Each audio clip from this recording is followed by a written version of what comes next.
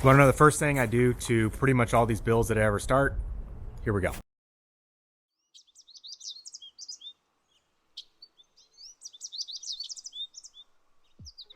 All right, guys, so I'm here with a D1, and usually this is the first step that I take with any kind of car. So I'm going to show you what kind of results you can potentially get with a 26-year-old car that probably has not been washed properly, has not been taken care of. Paint's probably never had any kind of polish, correction, maybe even wax. You would be shocked at how much life you can bring back into an old car just by doing this.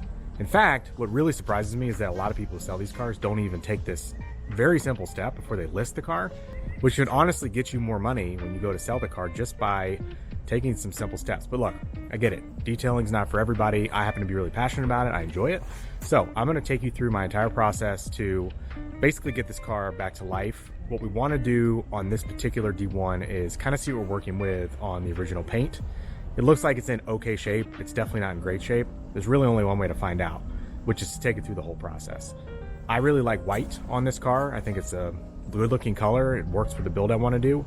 That said, if the paint doesn't come back to life with a very small investment and a little bit of elbow grease, we may do a respray and just go with a whole new color in this car. But first and foremost, let me see if we can bring back the white and just keep it. I'll take you through each step of the process. I'll try to keep this pretty short.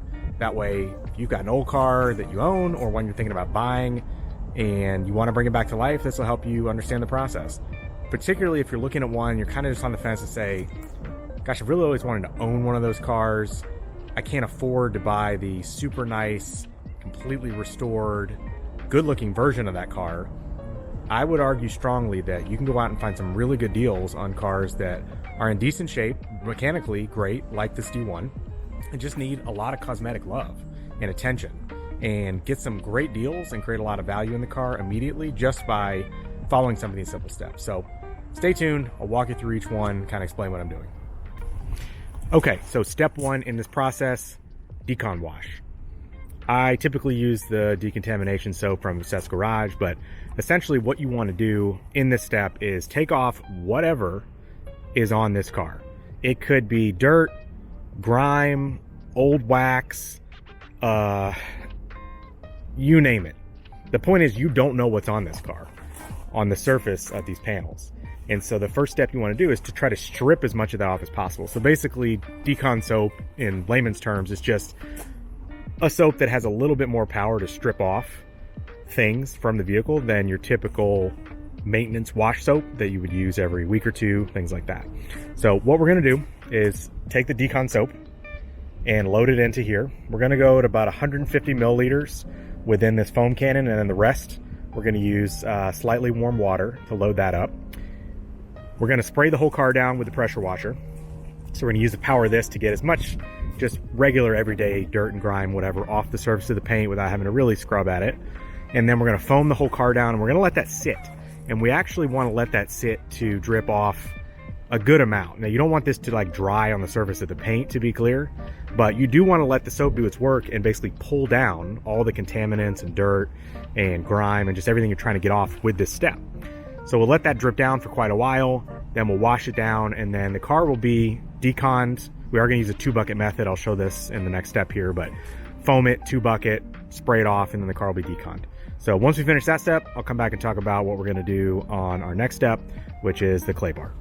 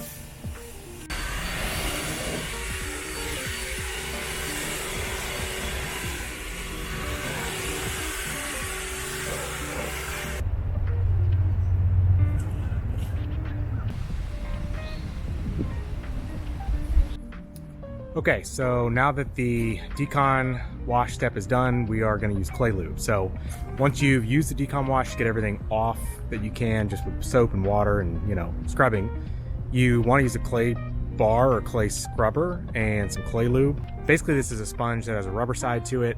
You create a little lubrication with the clay lube. I happen to use McKee's to make my own clay lube. You can get that on accessgarage.com, but basically we are going to go over this whole car with the clay sponge, and this really pulls the balance of those contaminants that are kind of maybe stuck to the paint a bit. The friction essentially from the clay bar or the clay sponge is what's pulling all that stuff off. So I'll show you those two items, and then we'll go ahead and clay bar the whole car, give it another rinse, another quick wash down, kind of rinse all the residue off, and then the car will essentially be deconned and clayed and kind of at a good baseline. So this is what I'm using. Like I said, I use this particular sponge. I think this is from Auto Scrub. It's nice because it gives you something to hold on to, you know, really grip. And then this is the surface that creates the friction, and this rubber coating is what, you know, pulls contaminants off the surface of the paint that didn't come out with the wash. And then you just need something to lubricate it with. You can use water. You can also buy pretty expensive dedicated clay lubes, you know, on Amazon or Detailing Supply House. But what I use is McKee's. It's a very general, all-purpose wash lubricant concentrate. I mix waterless wash with it, I do rinseless wash with it, and I do clay lube with it. So the concentrations vary depending on what you're doing, but it's a great investment. The bottle itself is not expensive. It's not super cheap, but it makes so much that it's like the one thing you'll buy for the next 5 or 6 years, and it gives you 3 products in one. So we're gonna use this clay lube to lubricate. The trick to this is you wanna create just enough friction. So you'll feel it out if you're doing this. It's gonna be hard to demonstrate on video, but basically you want this to move and not get stuck or, you know, have like chatter and skipping on the paint. But you also don't want so much of this that it doesn't create any friction to pull off what we're trying to get off.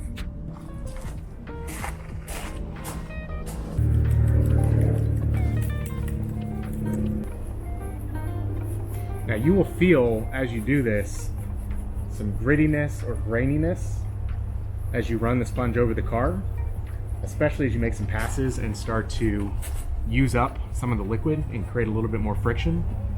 The grittiness you feel is what you're trying to take off the car.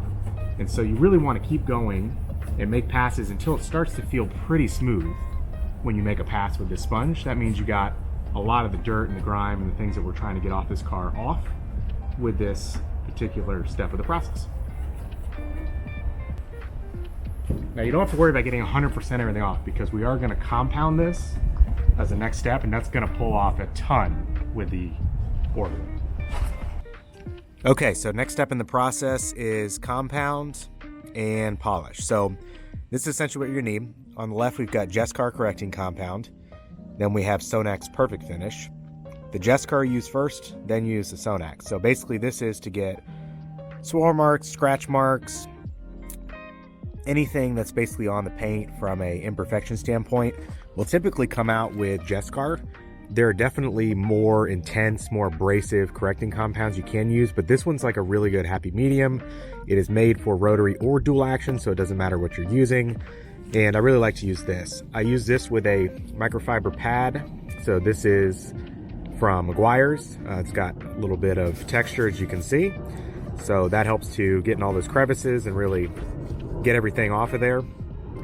And then with the Sonax Perfect Finish, this is a step you come back to and behind. You're going to use a yellow foam pad from Rupes. There's a number of groups that make these foam pads. I really like the Rupes pads.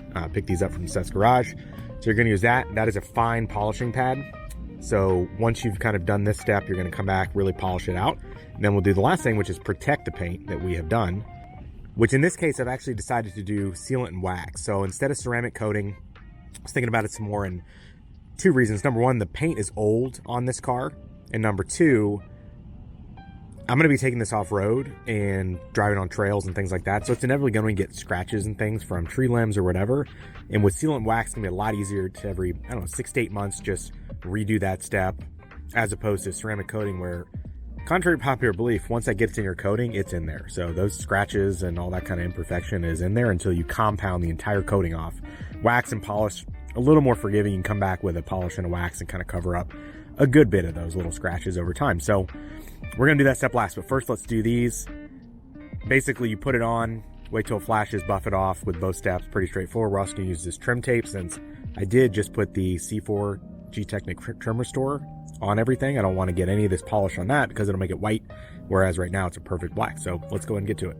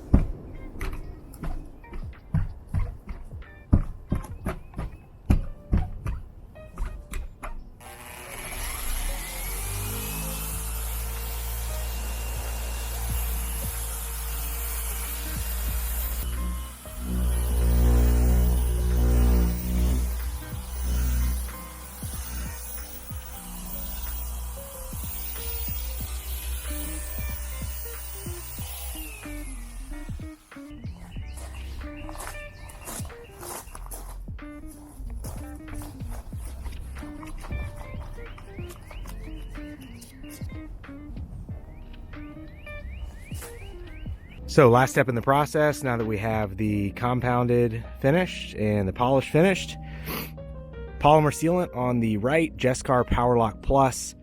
Really great option if you don't want to go ceramic.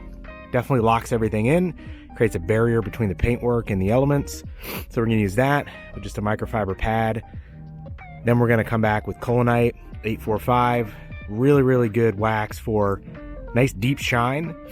On white, obviously, you're not going to see a ton of that, but it will and does bring a whole lot of luster. Back to the old paint. The compound and polish definitely brings this back to life, to be clear.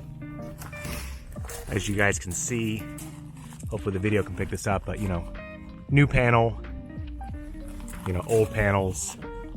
You can see how dull, you know, all this paint is, obviously. And then as we get down towards the panels I've worked on, just how shiny those get. So this one has wax and sealant on it. So this has the Colinite and the PowerLock Plus. This has just the compound and the polish. And then these are not treated. So hopefully that gives you like a really good idea of kind of the progression of original, kind of middle. And then this is really what we're looking for at the end, is this super deep, lovely, beautiful shine. So I'm gonna go ahead and throw those last two on, and then we'll wrap it up. Now with the Jescar, you wanna put this on, it says to wait a while. I typically find that like 15, 20 minutes works pretty well. You do wanna let it sit on the paintwork so that it really bonds. Again, this is creating, you know, that lock to lock out the polish and compounding work you just did to get this back to a shiny state and the elements, so this doesn't fade over time. So I'm gonna let this sit for about 15-20 minutes. If you're doing a small panel like this, if you're gonna do the whole car, rule of thumb is basically do all your compounding and polishing, come back with Jescar, go around the entire car with Jescar. By the time you finish doing the last panel, it'll be ready to start buffing off the first panel. So again, it takes 15, 20, 30 minutes to do a whole car. But if you're just doing one panel at a time like I am for demonstration purposes on this video, we're gonna give this about 15 minutes by itself.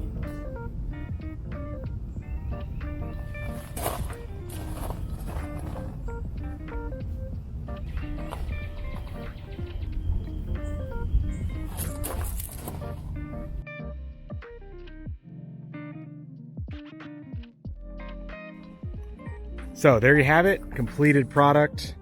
This panel's been done, obviously. This panel's been done. And these are what have not been done. So again, hopefully the camera can pick up that difference, but obviously super dull, worn, faded paint here.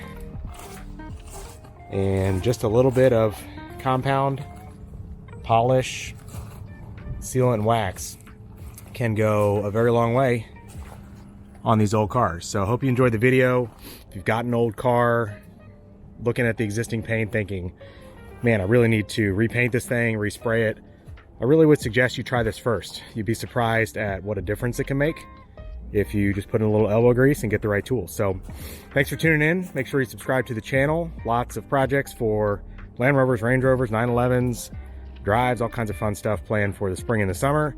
But thank you for tuning into this one. I really appreciate it, and I will catch you on the next one.